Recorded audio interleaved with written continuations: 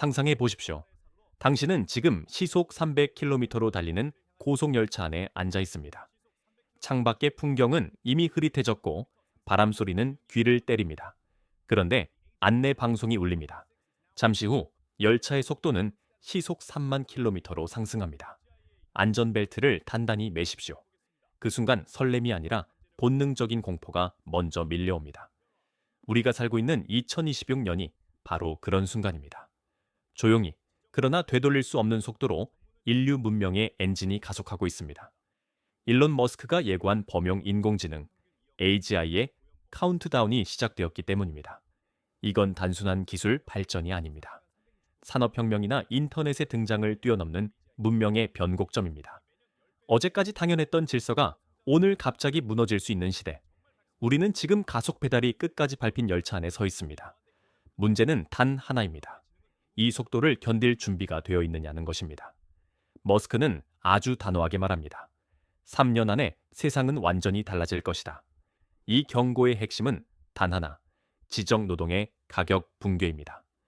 지금까지 고소득을 보장하던 직업들, 의사, 변호사, 개발자 같은 전문직은 희소한 지능을 무기로 삼아왔습니다. 복잡한 수술을 집도하고 난해한 법률을 해석하며 수백만 줄의 코드를 설계하는 능력은 아무나 가질 수 없는 자산이었기 때문입니다. 그러나 AGI가 등장하면 이야기는 달라집니다. 인간의 평균 지능을 훨씬 뛰어넘는 시스템이 24시간 쉬지 않고 학습하고 판단하며 실행합니다. 그 순간 지능은 더 이상 희귀 자원이 아닙니다. 공기처럼 어디에나 존재하는 기본 인프라가 됩니다. 머스크가 말하는 3년 안에라는 표현은 과장이 아닙니다. 우리가 당연하게 여겨온 전문직의 권위와 연봉 구조가 상상보다 훨씬 빠른 속도로 재편될 수 있다는 경고입니다. 왜 다이아몬드는 비쌀까요? 이유는 단순합니다. 희귀하기 때문입니다. 만약 길가에 굴러다니는 돌멩이가 전부 다이아몬드라면 아무도 그것을 보석으로 취급하지 않을 것입니다. 인류 역사에서 가장 비싼 자원 역시 같은 원리로 움직였습니다. 바로 고도의 지능입니다. 복잡한 수식을 풀고 정교한 수술을 집도하고 난해한 코드를 설계할 수 있는 사람은 극소수였기 때문에 그 능력은 높은 보상으로 이어졌습니다. 수요는 많고 공급은 적었기 때문입니다. 이것이 지적 노동이 비쌌던 경제학적 이유입니다. 그러나 AGI의 등장은 이 공식 자체를 무너뜨립니다. 인간 수준을 넘어서는 지능이 무한 복제되고 서버만 늘리면 얼마든지 확장될 수 있다면 어떻게 될까요? 공급이 사실상 무한에 가까워지는 순간 가격은 0에 수렴합니다. 지능이 더 이상 희소 자원이 아니라 전기나 인터넷처럼 보편적 인프라가 되는 것입니다. 이것이 바로 지능의 가격 폭락이라는 충격적인 경제학적 전환점입니다. 이 지점에서 우리는 불편한 질문을 마주하게 됩니다. 지금 우리가 집착하고 있는 학벌과 전문직 자격증은 과연 미래에도 유효할까요? 19세기 말 마차를 모는 마부가 더 빠르고 정확하게 채찍을 휘두르는 법을 10년 동안 연습했다고 가정해 봅시다. 하지만 그 직후 자동차가 등장했다면 그의 노력은 어떤 의미를 가질까요? 기술의 패러다임이 바뀌는 순간 숙련도는 더 이상 경쟁력이 되지 못합니다. 물론 의사나 변호사 같은 직업이 하루아침에 사라진다고 단정할 수는 없습니다.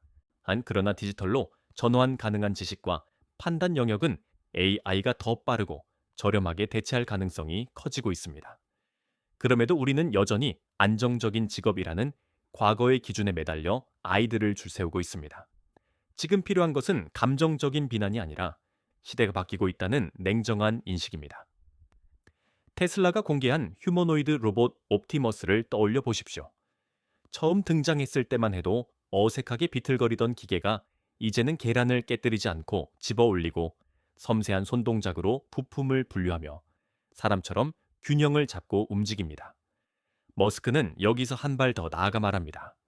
3년 안에 이 로봇의 손이 인간 외과 의사의 손보다 더 정교해질 것이라고. 0.01mm의 오차도 허용하지 않는 기계의 손, 피로도 없고 감정 기복도 없으며 24시간 365, 일 멈추지 않는 노동력, 월급을 요구하지도 파업을 하지도 않습니다. 자, 병원장의 입장에서 생각해 보십시오. 연봉 3억 원을 지급해야 하고 휴가와 복지까지 고려해야 하는 인간 의사를 선택하시겠습니까? 아니면 2천만 원이면 구입 가능하고 평생 쉬지 않는 로봇을 선택하시겠습니까? 이 질문이 던져지는 순간 우리는 노동시장의 지형이 얼마나 빠르게 무너질 수 있는지 실감하게 됩니다. 이것이 바로 첫 번째 충격, 숙련 노동의 가치가 흔들리는 장면입니다. 하지만 여기서 이야기는 예상치 못한 방향으로 꺾입니다. 노동이 사라진다면 모두가 가난해질 것 같지만 머스크는 정반대의 미래를 말합니다. 로봇이 집을 짓고 로봇이 농사를 짓고 AI가 의료 상담과 법률 자문을 사실상 무료에 가깝게 제공하는 세상이라면 어떨까요? 생산 비용의 대부분을 차지하던 인건비가 0에 가까워지고 지식 서비스의 가격도 급격히 떨어집니다. 이것이 바로 극단적인 디플레이션의 시작입니다. 집값이 내려가고 식료품 가격이 내려가고 교육과 의료 비용이 거의 사라진다면 굳이 큰 월급이 없어도 충분히 풍요롭게 살 수 있는 구조가 만들어집니다. 지금까지 우리는 얼마를 버느냐에 집중해 왔지만 앞으로는 얼마나 적은 비용으로 살 수 있느냐가 더 중요해질 수 있습니다. 노동의 가치가 붕괴하는 동시에 생활비 역시 붕괴하는 역설. 이것이 머스크가 그리는 보편적 고소득의 논리입니다. 충격적이지만 계산해보면 충분히 가능한 시나리오입니다. 그러나 이 풍요로운 시나리오에는 냉혹한 전제가 하나 숨어 있습니다. 로봇과 AI가 모든 것을 생산하는 세상에서 그들이 벌어들이는 이익은 누구에게 돌아갈까요? 로봇 자신에게 돌아가지는 않습니다. 결국 수익은 그 시스템을 소유한 사람에게 귀속됩니다. 노동이 점점 사라지고 임금이 줄어드는 동안 남는 것은 소유권입니다. 공장을 운영하는 기업의 주주, AI 플랫폼의 지분을 가진 투자자, 기술 인프라를 장악한 자본가들만이 부의 흐름을 붙잡게 됩니다. 다시 말해, 앞으로의 격차는 능력의 차이가 아니라 지분의 차이에서 발생할 가능성이 큽니다. 열심히 일하는 사람과 시스템을 소유한 사람의 결과는 전혀 달라질 것입니다. 그래서 핵심은 단순합니다. 내가 그 거대한 생산 시스템의 바깥에 서 있을 것인가, 아니면 안에 들어가 지분을 가질 것인가. 미래의 부를 결정하는 열쇠는 바로 소유에 있습니다. 그렇다면 우리는 어떤 선택을 해야 할까요? 많은 사람들이 묻습니다. 그럼 테슬라를 사야 하나요? 엔비디아에 올인해야 하나요? 하지만 역사를 돌아보면 답은 의외로 단순합니다. 100년 전 자동차 혁명 초기를 떠올려 보십시오. 포드와 GM만 있었던 것이 아닙니다. 수백 개의 자동차 회사가 난립했고 투자자들은 저마다 다음 포드를 찾겠다며 돈을 쏟아부었습니다. 그러나 결과는 냉혹했습니다. 99%가 파산했습니다. 혁명은 성공했지만 개별 기업에 베팅한 투자자 대부분은 사라졌습니다. 지금의 AI와 로봇 시장도 마찬가지입니다. 누가 최종 승자가 될지 우리는 알 수 없습니다. 하지만 한 가지는 확실합니다. 생산성은 폭발하고 그 과실은 시장 전체로 흘러 들어간다는 사실입니다. S&P 500이나 나스닥 100 같은 지수는 살아있는 유기체와 같습니다. 뒤처진 기업은 도태되고 새로운 혁신 기업이 그 자리를 채웁니다. 우리는 승자를 예측하려 애쓰는 대신 승자들이 모여있는 시장 전체를 소유하면 됩니다. 이것이 가장 단순하면서도 강력한 전략입니다. 2030년 서울에 사는 김철수 씨의 아침은 예전과 다릅니다. 그는 더 이상 출근하지 않습니다. 회계사였던 그의 일은 몇 년 전 AI가 완전히 대체했습니다. 그러나 그의 얼굴에는 불안이 없습니다. 2026년부터 꾸준히 사모은 나스닥 ETF가 밤새 또 수익을 쌓아두었기 때문입니다. 그 지수 안에는 AI 기업, 로봇 기업, 에너지 기업이 골고루 들어 있습니다. 철수 씨는 커피를 마시며 스마트폰으로 잔고를 확인하고 집안일은 월 구독료를 내는 가사 로봇이 대신합니다. 아이는 AI 튜터와 대화하며 공부합니다. 노동은 줄었지만 생활은 오히려 여유로워졌습니다. 반면 박영수 씨의 상황은 다릅니다. 그는 여전히 기술직은 안전하다고 믿으며 자녀를 공대에 보냈고 여유 자금으로 지방의 꼬마 빌딩을 샀습니다. 그러나 2030년 그 빌딩은 공실이 절반을 넘었습니다. 원격 근무와 AI 사무 시스템이 오피스 수요를 잠식했기 때문입니다. 공대를 졸업한 아들은 취업에 어려움을 겪고 있습니다. 설계와 코딩을 AI가 더 빠르고 정확하게 해내는 시대이기 때문입니다. 두 사람의 차이는 운이 아닙니다. 한 사람은 생산 수단을 소유했고 다른 한 사람은 과거의 성공 공식을 고집했습니다. 미래는 이미 그 선택의 결과를 보여주고 있습니다. 이제 시선을 에너지로 돌려보겠습니다. AI와 로봇이 세상을 움직인다 해도 그것을 구동하는 연료는 결국 전기입니다. 거대한 AI 데이터 센터 하나가 소비하는 전력량은 작은 도시 하나의 사용량과 맞먹습니다. 지능이 폭발적으로 늘어날수록 전력 수요도 함께 폭증합니다. 이 시대의 진짜 화폐는 달러나 금이 아니라 와트와턴스일지도 모릅니다. 누가 더 많은 전력을 더 싸게 확보하느냐가 경쟁력을 결정합니다. 태양광과 배터리 기술이 발전해 전기가 점점 저렴해진다면 가장 큰 수혜자는 누구일까요? 전기를 파는 회사보다 그 싸진 전력을 활용해 AI와 클라우드를 돌리는 빅테크 기업들입니다. 에너지 비용이 낮아질수록 그들의 이익률은 기하급수적으로 확대됩니다. 결국 전기는 단순한 자원이 아니라 AI 시대의 권력을 좌우하는 핵심 인프라입니다. 여기서 우리는 가장 민감한 주제로 들어가야 합니다. 바로 교육과 의대 공화국이라는 현실입니다. 일론 머스크는 한 인터뷰에서 대학 졸업장은 비싼 영수증일 뿐이라고 말했습니다. 대학에서 배우는 지식은 AI가 1초 만에 찾아내는 정보의 조각에 불과하다는 뜻입니다. 그런데도 우리는 여전히 초등학생 때부터 의대를 목표로 줄을 세우고 매달 200만 원이 넘는 사교육비를 쏟아붓습니다. 만약 그 돈을 10년 동안 꾸준히 모아 아이 이름으로 글로벌 지수 ETF에 투자한다면 어떨까요? 10년 뒤 아이가 사회에 나갈 때 손에 쥐게 되는 것은 취업을 위한 증명서가 아니라 스스로를 지탱할 자본의 씨앗일 것입니다. AI 시대에 필요한 것은 더 많은 자격증이 아니라 시스템의 지분을 소유하는 사고방식입니다. 노동 능력을 증명하는 종이보다 미래의 생산수단에 연결된 자본이 훨씬 강력한 무기가 될 수 있습니다. 이제 결론입니다. 특이점의 시대를 살아남기 위한 세 가지 원칙은 분명합니다. 첫째, 학벌이라는 환상에서 벗어나십시오.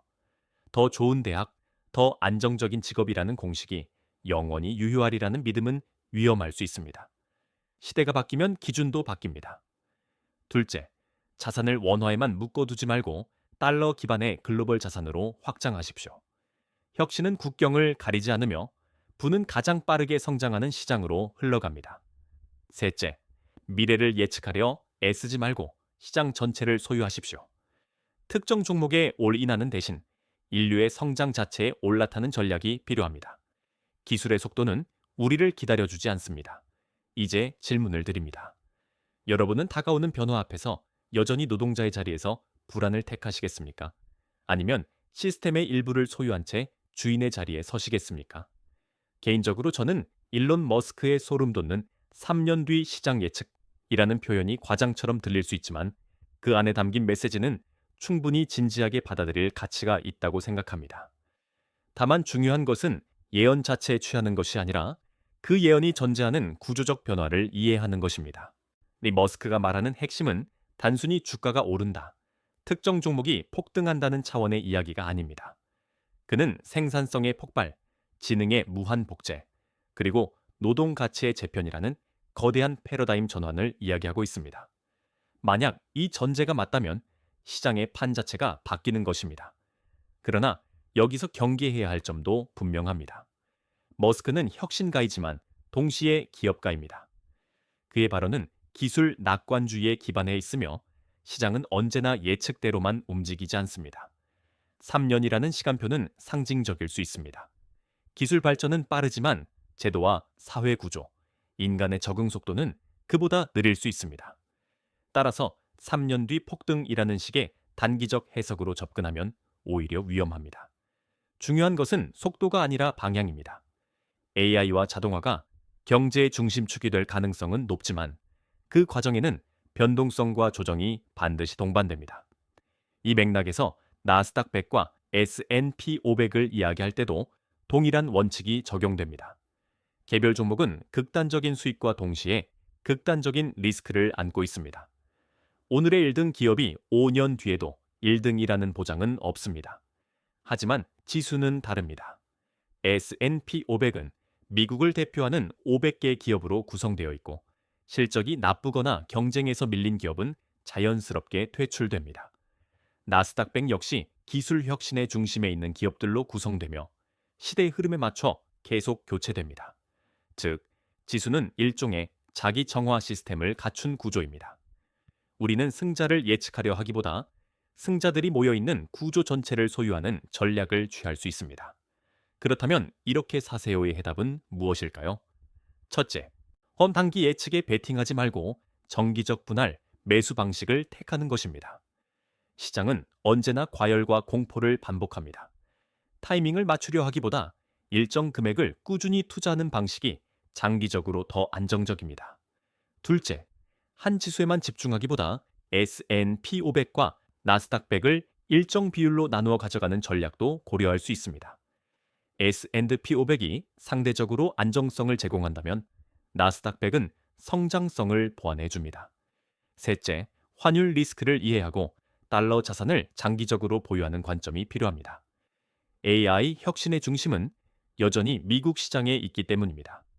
마지막으로 지수 투자 역시 마법의 공식은 아니라는 점을 잊지 말아야 합니다. 장기적으로 우상향 가능성이 높다고 해서 중간에 조정이 없다는 뜻은 아닙니다.